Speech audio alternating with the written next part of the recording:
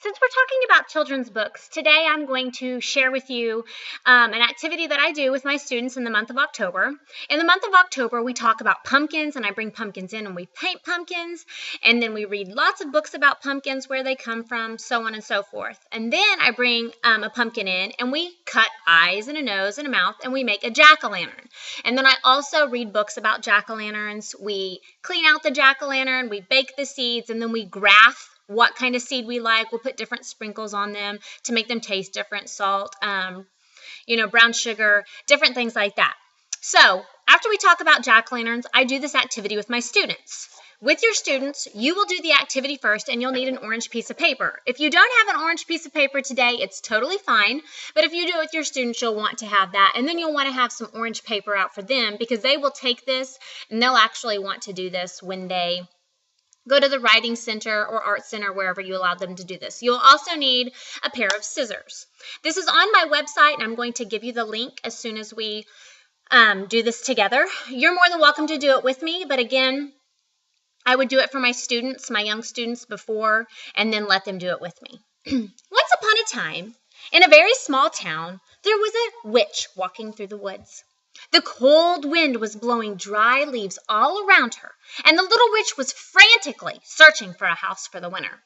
She could not find one when suddenly a piece of orange paper blown by the wind landed at her feet.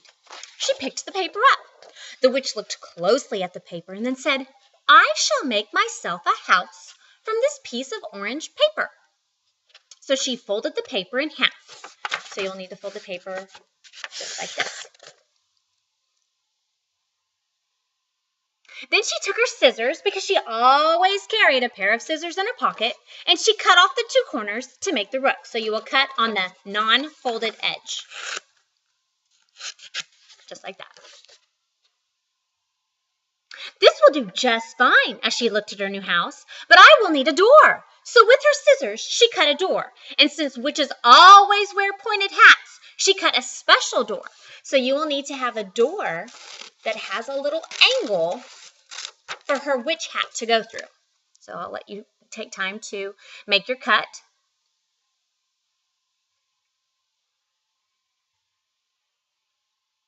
The little witch walked through the door into the little orange house, but it was very dark inside, so she quickly hurried back out. "I will need to make some windows to let light in," said the little witch, so she cut a front and back window. Now, as you do this with your students, you are going to have to show them how you fold the paper, and you're going to do it at the other end, and you're going to make a little rectangle here, and you'll cut through both sides. And you're going to make a front and back window of your house, just like that. So I'll give you a second to cut your door and your windows.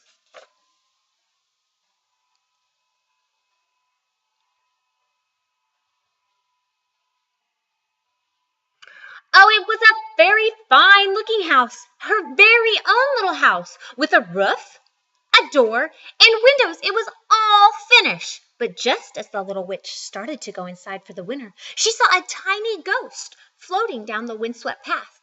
As the tiny ghost came to a stop near the little house, the little witch saw that she was crying. "Why are you crying?" asked the little witch. The tiny ghost stopped crying and answered, "It's cold, and it's windy, and it's getting dark, and I have no place to spend the winter."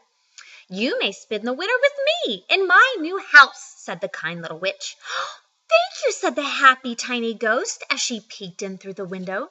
"This is a very nice house." "First," said the witch, "I will need to make a little door of your very own." So she took her scissors again and began to cut. She cut a very tiny door for the witch. So I'll give you a second to make the witch's door.